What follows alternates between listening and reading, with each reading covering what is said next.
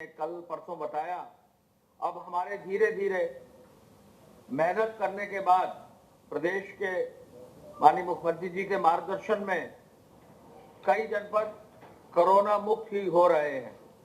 पीलीभीत हुआ, महाराजगंज हुआ, इसके बाद हाथरस हुआ, अब शाहजहांपुर भी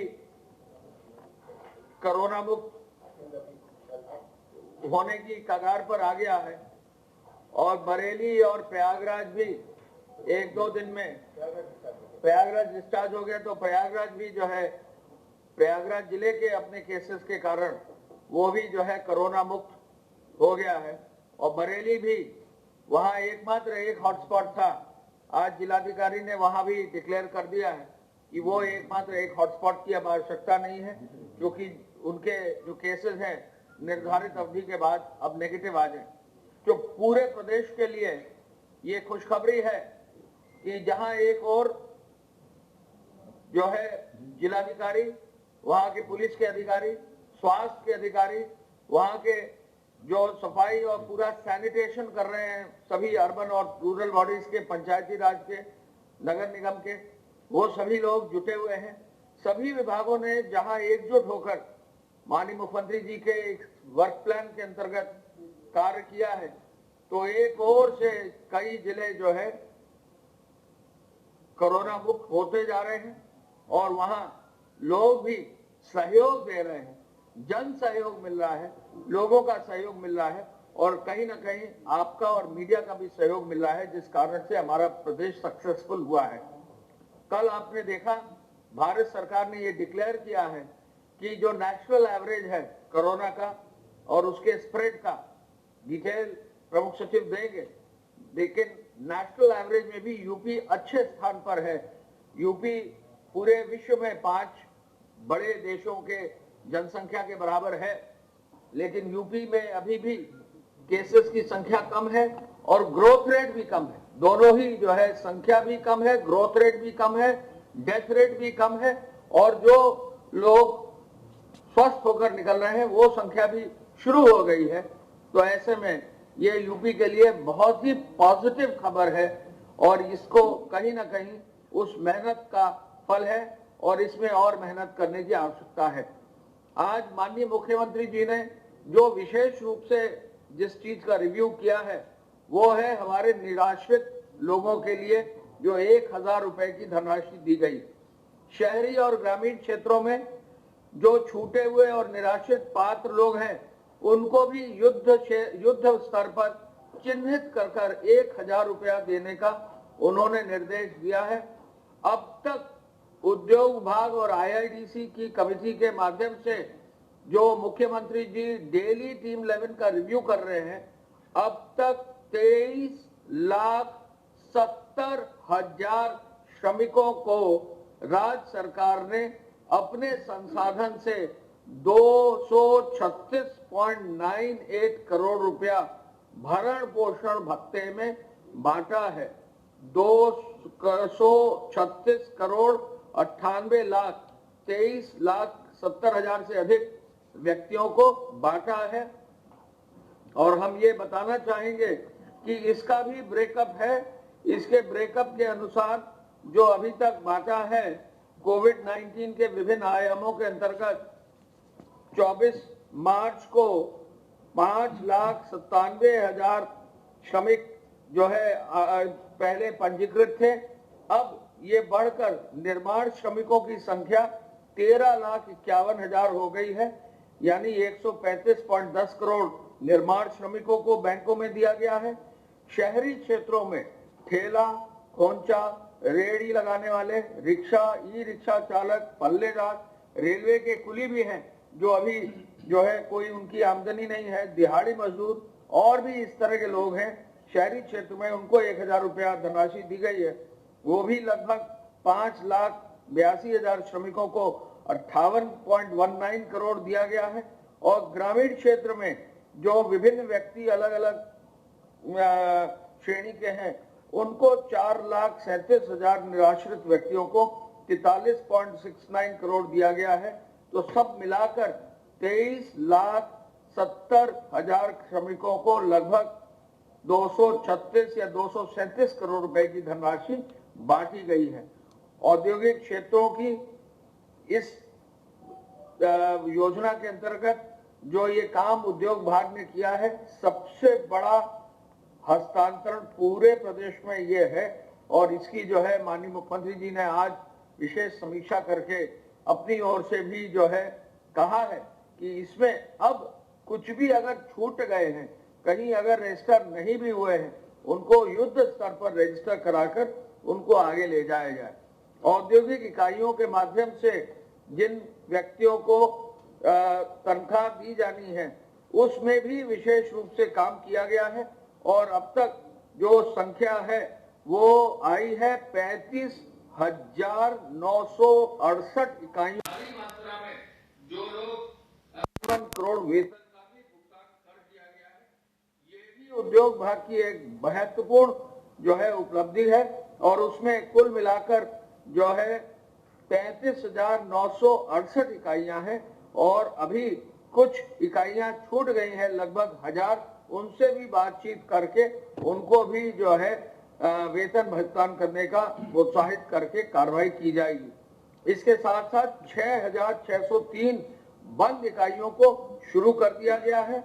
इसके साथ साथ हम ये भी बताना चाहेंगे कि जो पीपीई और मास्क के निर्माण की इकाइयां हैं, 72 में से 70 इकाइयों को अब क्रियाशील कर दिया गया है और साथ साथ 40 नई और इकाइयों को, जो पहले 99 हमारी सैनिटाइजर्स की इकाइयां थी, 99 प्लस 40 और यानी 139 और इकाइयों को जो है अब सैनिटाइजर बनाने की अनुमति हो गई है। 412 इकाइयां जो है मेडिकल इक्विपमेंट और मेडिकल के सामान बनाने के लिए चल रही हैं। फ्लोर मिल और आटा मिलों में भी 910 मिलें अब चालू हो गई हैं और बंद तेल मिल में भी अब चालू करके 419 तेल मिल और दाल मिलें भी, चूंकि दाल का सीजन आ गया है, 267 दाल मिलें शुरू की गई हैं और काम कर रही हैं। इसके साथ साथ आज बैठक में माननीय मुख्यमंत्री जी ने यह भी निर्देशित किया कि जो भी शिक्षण संस्थान है, जो भी चिकित्सालय हैं, जो भी कार्यालय हैं, वहां यदि अस्थायी कर्मचारी हैं, आउटसोर्सिंग के कर्मचारी हैं, लॉकडाउन के कारण यदि उपस्थित नहीं भी हो पाए हैं, तो उनके भी मानदेय में कोई कटौती न की जाए और ऐसे कार्यरत कर्मियों को भी भुगतान मानदेय का जो अवशेष है वो भुगतान कर दिया जाए। ऐसी कहीं कहीं से जो है शिकायत मिली थी, उन शिकायतों का भी अब निवारण कर दिया गया है। आप अवगत हैं कि मनरेगा के श्रमिकों को 27,15,000 जो श्रमिक थे, उनको 611 करोड़ रुपया 30 मार्च को माननीय मुख्यमंत्री जी के एक बटन दबाने से ऑनलाइन हस्तांतरण किया गया था। आप अवगत हैं कि 3 अप्रैल को वृद्धावस्था, निराश्रित महिला, दिव्यांगजन और कुष्ठावस्था पेंशन का 86.71 लाख लाभार्थियों को 871 लाख रुपया ऑनलाइन हस्तांतरित कर दिया गया था। आपको ये भी अवगत है कि भारी मात्रा में जो लोग खाद्यान्न चाह रहे थे, सबको खाद्यान्न का जो है अवेलेबिलिटी कर दी गई है। इसके कल फिगर्स हमने रिलीज किए थे। ये भी माननीय मुख्यमंत्री जी द्वारा जो है यूनिवर्सल वितरण, यूनिवर्सलाइजेशन ऑफ खाद्यान्न का भी निर्देश दिया है पीडीएस के अंतर्गत। वो कार्य भी शुरू हो गया है। और एक और भी नई चीज उन्होंने कहा है कि जो पीपी और N95 मास्क हैं, वो उसका रिव्यू कल जब उन्होंने सभी medical colleges, private medical colleges के साथ वीसी में किया है, सभी पर्याप्त मात्रा में जो भी बचाव के इक्विपमेंट हैं अलग अलग जगह पर भिजवा दिया जाए। सीएमओज और जो भी सीएमएस हैं, जहां भी जिलाधिकारी है, इसको रिव्यू करके उपलब्ध करा दें। कम्युनिटी किचन की व्यवस्था का भी रिव्यू उन्होंने किया है और ये कहा है कि संक्रमण क्षेत्र में जहां प्रभावित लोग हैं, वहां अब जहां संक्रमण मुक्त हो गए हैं, फिर भी आगे के समय में भी सावधानी बरती जाए, लॉकडाउन की व्यवस्था यथावत जारी रखे और जहां संक्रमण खत्म भी हो गया है वहां पर भी बहुत छूट ना दी जाए और उसमें बहुत अच्छे से सावधानी से कार्य किया जाए। अन्य राज्यों के समस्याओं के संदर्भ में मुख्य सचिव साहब को और जो नोडल अफसर हैं उनको संवाद बनाए रखने का उन्होंने निर्देश दिया है। अन्य राज्यों में जो यहाँ के यूपी के रहने वाले हैं उनसे निरंतर संवाद बनाकर उनकी समस्याओं का भी समाधान करने का निर्देश उन्होंने दिया है। मंडियों के संचालन के लिए रणनीति बनाने के लिए जिलाधिकारी, पुलिस विभाग के और मंडी विभाग के अधिकारी का निर्देश दिया है कि सोशल डिस्टेंसिंग वे सुनिश्चित करेंगे। और अंत में हम ये भी बताना चाहेंगे कि हमें अब जो पता चला है कृषि विभाग के माध्यम से कि जगह जगह गेहूं की खरीद भी शुरू हो गई है और अब 5154 क्रय केंद्रों पर व्यवस्था करते हुए लगभग 33,158 मैट्रिक टन गेहूं की खरीद भी कल तक हो गई है और ये प्रोक्योरमेंट की व्यवस्था भी सुचारू रूप से शुरू हो गई है।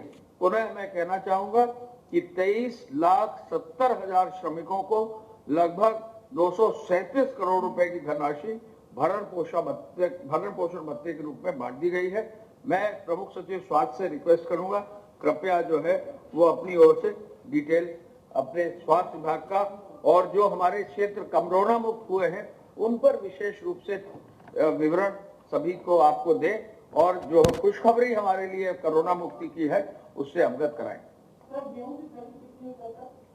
गेहूं की खरीद हो गई है 33,158 मैट्रिक टन। जी धन्यवाद।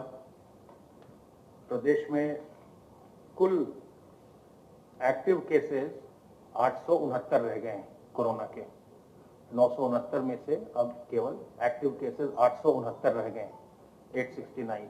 ये जो संक्रमण है ये 49 डिस्ट्रिक्ट से आया था। उसमें से जैसा आपने सुना कि अब काफ़ी जनपद अपनी टीम की मेहनत के कारण वो डिजीज़ को, उसके कर्व को वो बीट कर पा रहे हैं। आपको पहले मैंने बताया था कि पीलीभीत, हाथरस और महाराजगंज ये सभी जितने भी इनके यहाँ इन्फेक्टेड लोग थे वो सब के सब ट्रीट हो चुके हैं। इसी प्रकार से प्रयागराज और बरेली से भी सूचना प्राप्त हुई है कि उनके भी सभी लोग डिस्चार्ज हो गए हैं। कुछ और जिले हैं जिनमें कि या तो सेकंड टेस्ट चल रहा है या वो डिस्चार्ज होने के करीब हैं। तो जैसे जैसे सूचना आती जाएगी हम आपको और बताते जाएंगे। जो हमारे 4-5 जिले जो मेन रूप से अफेक्टेड हैं वो गौतम बुद्ध नगर, गाजियाबाद, मेरठ, लखनऊ, आगरा है और बाकी सहारनपुर भी है उसमें। बाकी जो हमारे जिले हैं वो धीरे धीरे वो जिनमें कम इन्फेक्शन आया था वो उसको लगातार कंट्रोल करते जा रहे हैं और स्टेप बाय स्टेप या तो उनके हॉटस्पॉट्स का नंबर घट रहा है या पूरा जिला ही संक्रमण मुक्त हो रहा है, जो हमारे लिए एक प्रोग्रेसिव स्टेप है। जो आइसोलेशन वार्ड्स में लोग हैं उनकी संख्या 1025 है इस समय और जो क्वारंटाइन में रखे गए हैं लोग जो पॉजिटिव के कॉन्टैक्ट्स हैं या सिम्टोमेटिक हैं उनके आधार पर उनकी संख्या 10,814। आइसोलेशन बेड्स हमारे 10,000 करीब रेडी हैं और क्वारंटाइन बेड्स भी अब हमारे पास 15,000 बिल्कुल रेडी हैं। तो इस प्रकार से ये लगातार ये कार्रवाई चल रही है और इसमें जो हमें चिकित्सा विभाग की टीम को, चिकित्सा और चिकित्सा शिक्षा की टीम को जो सहयोग अन्य सभी विभागों का मिल रहा है, चाहे वो राजस्व विभाग हो, चाहे पुलिस विभाग हो, चाहे अर्बन डेवलपमेंट हो, पंचायती राज हो या एसेंशियल जो सप्लाईज को मेंटेन कर रहे हैं वो हो, उन सब का हम लोग बहुत आभार व्यक्त करते हैं। और खास करके जो इनको ट्रीट कर रहे हैं, जो डॉक्टर्स हैं, जो नर्सेज हैं, पैरामेडिकल स्टाफ है और जो हमारे लैब टेक्नीशियंस हैं जो इनके सैंपल्स ले रहे हैं, जो लैब्स हैं जहां पर इसके टेस्ट हो रहे हैं, उन सबों का हम बहुत आपके माध्यम से धन्यवाद व्यक्त करते हैं। और आपके माध्यम से लोगों को फिर से हम इस बात की जानकारी देते हैं कि जो घर के बड़े बुजुर्ग हैं उनको बचाना बहुत आवश्यक है। क्योंकि जो भी हमने देखा इसमें जिनकी भी तबीयत खराब हुई, जिनके भी कोमॉर्बिडिटी के केस हैं, यानी कोई पहले से मेडिकल कंडीशन है, डायबिटीज है, ब्लड प्रेशर है या किडनी है, इस तरह की चीजें जिनको है, उनकी तबीयत ज्यादा इसमें खराब होती है। बाकी अधिकांश लोग इस संक्रमण से संक्रमित होने के बाद वो फिर उनकी एंटीबॉडीज डेवलप होती हैं और ठीक हो जा रहे हैं। लेकिन जो बुजुर्ग व्यक्ति हैं उनमें दिक्कत आती है कई बार, और कई बार वो उनकी स्थिति खराब होने लगती है। तो उनको जरूर हम लोग बचाएं। अपने जो 2-3 इंपॉर्टेंट बातें हैं, अपने हाथ को साबुन पानी से बार बार धोएं, और जब आप साबुन पानी से धोएं तो कम से कम 25-30 सेकंड धोएं। और बहुत पहले मैंने बताया था, उसको मैं आज फिर रिपीट कर देता हूं कि जब आप हाथ धोते हैं तो याद रखिए कि इसमें सुमन के का इस्तेमाल करते हैं। एस से सीधा सीधा हाथ धोइए, यू से उल्टा उल्टा हाथ धोइए, एम से मुट्ठी अपनी मुट्ठी को साफ करिए, ए से अंगूठा अपने अंगूठे को साफ करिए, एन से नाखून नाखून को साफ करिए, और अंत में के से कलाई को साफ करिए। तो जब आप ये काम करेंगे तो आपके कम से कम 25-30 सेकंड इसमें लग जाएंगे और वायरस जो है वो वायरस समाप्त हो जाएगा। अगर आप केवल 5-7 सेकंड के लिए अपना हाथ धोते हैं तो उतने में वायरस नहीं मरता। तो हाथ धोएं, अपने चेहरे को कवर करें, फेस कवर से मास्क लगाइए या गमछा लगाइए, रुमाल लगाइए। साथ ही साथ सोशल डिस्टेंसिंग मेंटेन करिए। जब भी आसपास कहीं जाइए तो लोगों से कम 1 मीटर से अधिक की दूरी बना के रखिए, और अपनी इम्यूनिटी को बूस्ट करिए। उसके लिए तुलसी अदरक का काढ़ा, अजवाइन का अर्क, नीम की पत्ती का सेवन, गर्म पानी का सेवन, ये सब करते रहें। योग करें, प्राणायाम करें, जिससे कि आपकी इम्यूनिटी बूस्ट होती रहे। तो आप इससे संक्रमित नहीं होंगे। आप अगर संक्रमित होते भी हैं तो आपका शरीर इस संक्रमण को फाइट कर सकेगा। इस बीमारी से घबराने की आवश्यकता नहीं। तो यूपी में सभी जिलों में हालात काबू में हैं। आइसोलेशन वार्ड में 1025 लोग भर्ती हैं। लखनऊ से बढ़कर 49 जिलों में कोरोना संक्रमण पहुंचा है। स्वास्थ्य महकमा, प्रशासन लगातार नजर बनाए हुए हैं। कई जिलों में संक्रमितों का सेकंड टेस्ट चल रहा है। कुछ जिलों में कोरोना के खिलाफ जंग हम लगभग इस जंग में जीत रहे हैं।